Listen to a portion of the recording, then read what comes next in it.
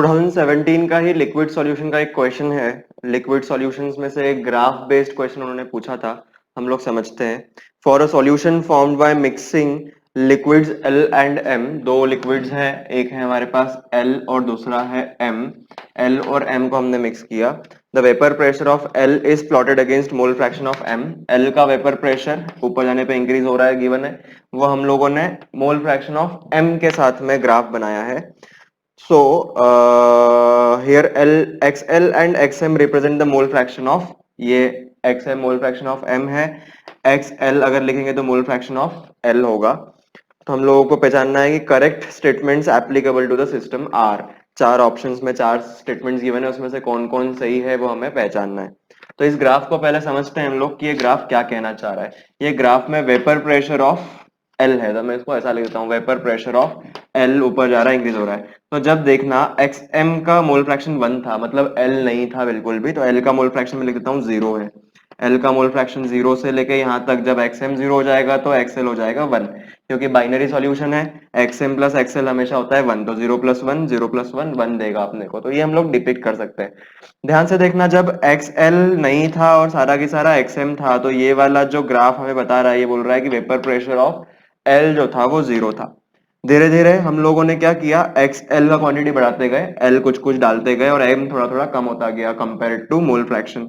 L का concentration इसके comparison में कम होता गया। तो वेपर प्रेशर ऑफ L हम लोग क्या कर रहे हैं, बढ़ते जा रहा है, दिख रहा है, बढ़ते जा रहा है। एक पॉइंट है जहां पर ऊपर गया, आखिरी में यहाँ पर देखो, ये वाला पॉइंट जब बताता है कि जब ये वाला वैल्यू 0 हो, मोल फ्रैक्शन ऑफ M का वैल्यू 0, यानी L M बिल्कुल भी नहीं है, यहाँ पर M नहीं है, सारा की सारा प्योर L है। और प्योर L का मतलब क्या है कि ये जो Z पॉइंट है ये डिपिक्ट करता है vapour pressure of L when pure solution हो, आपके पास प्योर L का सॉल्यूशन हो, तो उसका वेपर प्रेशर किस पॉइंट पे हम लोग बता सकते हैं, ये Z पॉइंट पे होता है। स्टेटमेंट्स पढ़ते हैं क्या क्या ये चाह रहे हैं अपने से।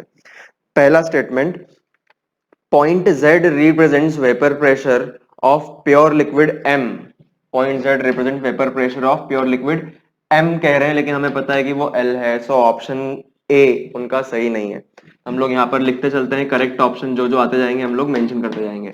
करेक्ट ऑप्शंस में A नहीं आया। सेकंड देखते हैं, the point Z represents the vapour pressure of liquid L and Raoult's law is obeyed. ये सही बात है, राउल्ट्स लॉ ओबे होगा अगर, तो ये स्ट्रेट लाइन बनेगी, ऐसी स्ट्रेट लाइन बनेगी तो भी Z के पॉइंट पर ये प्योर वेपर प्रेशर L बनेगा। प्योर वेपर प्रेशर L है, यानी कि ऑप्शन बी हमारा करेक्ट ऑप्शन है। Option C, point Z represents the vapour pressure of liquid M, again वही कह रहे हैं कि लिक्विड M होगा एंड राउल्ट्स लॉ ओबे हो रहा है, तो अगर ओबे हो गया तो ये सही है, तो ऑब्वियस है सी गलत हो गया। लास्ट ऑप्शन हम लोग देखते हैं। लास्ट ऑप्शन कह रहा है कि attractive intermolecular interactions between L L, यानी एल और एल के बीच के intermolecular attractions in pure liquid L, और एम में intermolecular attractions pure liquid M में आर स्ट्रॉन्गर, यानी इनका अट्रैक्शन फोर्स ज्यादा है, are stronger than those of L M, mix करने के बाद। हमसे पूछना चाह रहे हैं कि कौन सा टाइप का डेविएशन है। Ideal gas equation, sorry ideal solution के लिए हम लोग क्या देखते हैं, आइडियल सॉल्यूशन होता है तो ये वाला इंटरमोलिकुलर फोर्स इसके इक्वल होना चाहिए था। पर ध्यान से देखो, ये है आइडियल के लिए ग्राफ, स्ट्रेट लाइन बनना चाहिए, पर ये जा रहा है इसके ऊपर। ऊपर जाने का मतलब है कि पॉजिटिव डेविएशन। पॉजिटिव डेविएशन में क्या क्या हो गया, डेल्टा एच भी हो गया पॉजिटिव, डेल्टा वी भी हो गया पॉजिटिव, इंटरेक्शन फोर्स जो हो गए वो भी चेंज हो जाएंगे। तो क्या क्या है, हम लोग हिंट शॉर्ट ट्रिक हम लोग जो देखते हैं इससे देख सकते हैं। मान लो एक हिस्से देखा, डेल्टा वी पॉजिटिव मतलब दो लिक्विड को मिक्स किया, वॉल्यूम बढ़ गया। वॉल्यूम बढ़ गया मतलब उन दोनों आपस में अट्रैक्शन फोर्स नहीं है, रिपल्शन फोर्स है।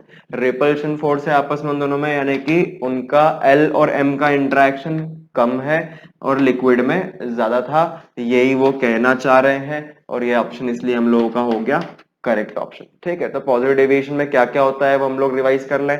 पॉजिटिव डेविएशन में ऐसा होता है कि प्योर में इंटरेक्शन ज्यादा था, मिक्स करने के बाद इंटरेक्शन कम। पॉजिटिव डेविएशन में वॉल्यूम मिक्सिंग बढ़ जाता है, एंथैल्पी ऑफ मिक्सिंग पॉजिटिव होता है, यानी एंडोथर्मिक हो जाती है रिएक्शन, कुछ ना कुछ एनर्जी हमें उनको मिक्स करने के लिए लग जाती है, देना पड़ जाती है।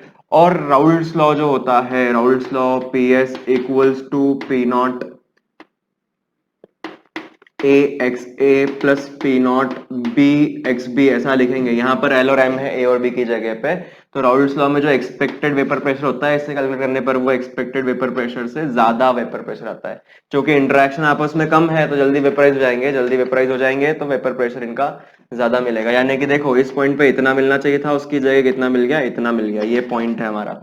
तो इस पॉइंट पे, इस मोल फ्रैक्शन पे इतना मिलना चाहिए था आइडियली, पर वो इतना मिल गया। यानी वेपर प्रेशर क्या हो गया, एक्सपेक्टेड से ज्यादा हो गया। तो ये सारी पॉजिटिव डेविएशन की चीजें हैं। तो हम लोगों को ये वाला क्वेश्चन क्या सिखाता है, हम लोगों को ये क्वेश्चन सिखाता है कि हमें आइडियल सॉल्यूशन के लिए क्या क्या कंडीशंस है। चार कंडीशंस होती है, delta H mixing, delta we mixing, interaction forces और राउल्ट्स लॉ। ये सब हमें याद रखना है। और अगर नॉन आइडियल है तो पॉजिटिव और नेगेटिव के एग्जांपल्स के साथ में हमें ये चीजें पता होना चाहिए कि क्या क्या चीजें हम लोग ग्राफ के बेसिस पे, इक्वेशन के बेसिस पे डिपिक्ट कर सकते हैं। ठीक है, तो बड़ा सिंपल क्वेश्चन था, मेरे ख्याल से समझ में आ गया होगा।